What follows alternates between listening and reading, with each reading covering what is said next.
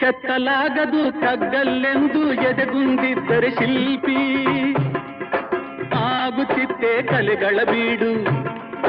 ಗೊಮ್ಮಟೇಶನ ನೆಲೆನಾಡು ಬೇಲೂರು ಹಳೆಬೀಡು ಬೇಲೂರು ಹಳೆಬೀಡು ಆಗದು ಎಂದು ಕೈಲಾಗದು ಎಂದು ಕೈಕಟ್ಟಿ ಕುಳಿತರೆ ಸಾಗದು ಕೆಲಸವು ಮುಂದೆ ಸಾಗದು ಕೆಲಸವು ಮುಂದೆ